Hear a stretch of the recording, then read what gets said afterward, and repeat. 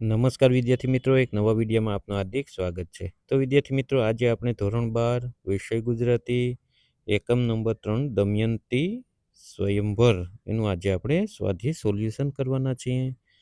વિદ્યાર્થી મિત્રો, દમયંતી સ્વયંવર છે એના લેખક છે પ્રેમાનંદ અને એનો સાહિત્યનો પ્રકાર છે આખ્યાન ખંડ. તો વિદ્યાર્થી મિત્રો, બરાબર આપણે યાદ રાખવાનું છે. હવે આપણે એનું સ્વાધ્યાય જોઈએ. પ્રશ્ન પહેલો, નીચેના પ્રશ્નોના એક એક વાક્યમાં ઉત્તર આપો. લખો. પ્રશ્ન પહેલો, દમયંતી પોતાના પિતા આગળ કઈ મૂંઝવણ રજૂ કરે છે? ઉત્તર, દમયંતી પોતાના પિતા આગળ મૂંઝવણ રજૂ કરે છે કે સ્વયંવરમાં એક જ સરખા દેખાતા 5 નળ રાજા બેઠા છે, તેમાંથી અસલી નળ રાજાને કેવી રીતે ઓળખવા?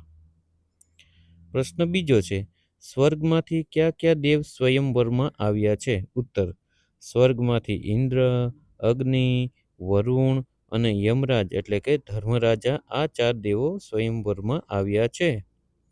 ત્રીજો પ્રશ્ન, ભીમક રાજા દેવોને ઓળખવા દમયંતીને શી યુક્તિ બતાવે છે? ઉત્તર એટલે કે જવાબ, ભીમક રાજા યુક્તિ બતાવે છે કે દેવોના ચક્ષુ એટલે કે આંખો પલકારો નહીં મારે, તેમના વસ્ત્રો એકદમ સ્વચ્છ હશે અને તેઓ અંતરિક્ષમાં ઊભા હશે, તેમના પગ જમીનને અડકતા નહીં હોય. આ ચિહ્નોથી તું સાચા નળને ઓળખી શકીશ. ચોથો પ્રશ્ન છે, કળિયુગને નળના શરીરમાં પ્રવેશવાનો મોકો શી રીતે મળ્યો? ઉત્તર, એક દિવસ નળ રાજા સંધ્યાવંદન કરવા બેઠા ત્યારે જળથી પગ ધોતા તેમની પાની એડી કોરી રહી ગઈ.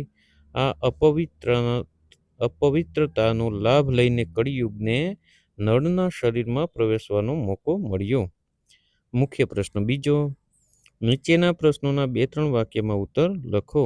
પ્રશ્ન પહેલો, ચારેય દેવોએ એકબીજાને શા શા શાપ આપ્યા? ઉત્તર, ચારેય દેવો દમયંતીને પામવા માટે કપટથી નળનું રૂપ લઈને આવ્યા હતા, તેથી અંદરોઅંદર ઈર્ષા ભાવે તેમણે એકબીજાને શાપ આપ્યા. સૌપ્રથમ ઇન્દ્રે અગ્નિને વાનરમુખા થવાનો શાપ આપ્યો, અગ્નિએ ઇન્દ્રને રીંછમુખા થવાનો શાપ આપ્યો, યમરાજે વરુણને બિલાડા જેવા મુખવાળા થવાનો શાપ આપ્યો, વરુણે યમરાજને કૂતરા જેવા મુખવાળા થવાનો શાપ આપ્યો. બીજો પ્રશ્ન, નળ અને દમયંતીનો પ્રસન્ન દાંપત્ય પ્રેમ વર્ણવો. ઉત્તર, સ્વયંવર પૂર્ણ થયા પછી નળ અને દમયંતી આનંદભેર લગ્નગ્રંથિથી જોડાય છે. દેવોના આશીર્વાદ અને વરદાન મેળવીને બંને પોતાના નગર પાછા ફરે છે. તેઓ પરમ પ્રેમ અને સંતોષ સાથે ગૃહસ્થ જીવનને વિતાવે છે. પ્રજા વત્સલ નળ રાજા સાથે દમયંતી ખૂબ જ સુખી અને સંતોષી દાંપત્ય જીવન ભોગવે છે, જેમાં ધર્મ અને ભક્તિનું વાતાવરણ હોય છે.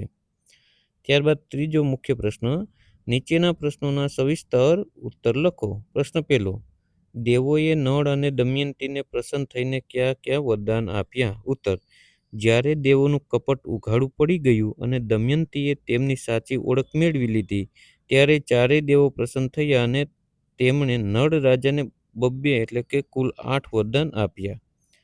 એમાં ઇન્દ્ર, નળના રાજ્યમાં ક્યારેય દુકાળ નહીં પડે અને તેણે ધારેલું કમળ તત્કાલ હાજર થશે.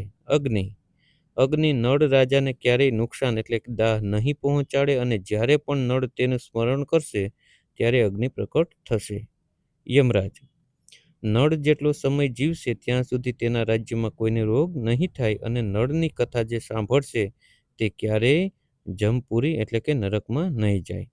વરુણ, નળ જ્યાં પણ ઈચ્છે ત્યાં સુકાયેલા વૃક્ષો પણ લીલાછમ એટલે નવપલિત થઈ જશે અને સ્મરણ કરતાં જ અખૂટ જળની ધારા વહેશે. દમયંતીને હવે વરદાન શું આપ્યું એ જોઈએ આપણે.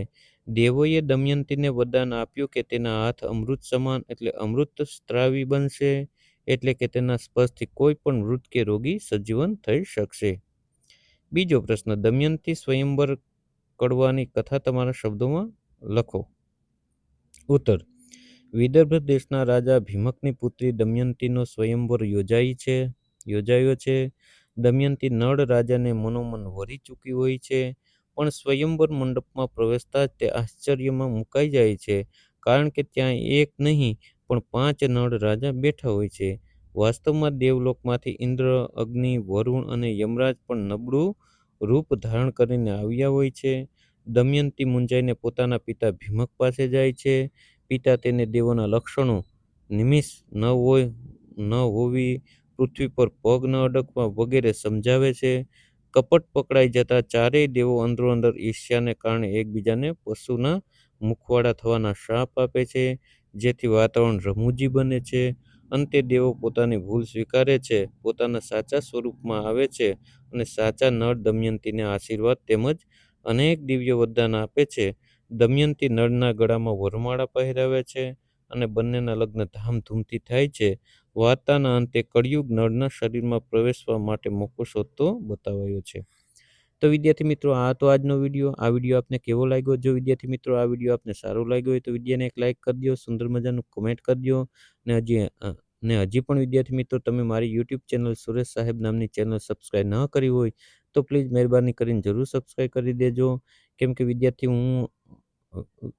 વિદ્યાર્થી મિત્રો હું આ ચેનલમાં ધોરણ 4 થી માંડીને 12 ધોરણ સુધીના ભાષાના વિડીયો એટલે કે ગુજરાતી, હિન્દી, સંસ્કૃતના વિડીયો મૂકું છું.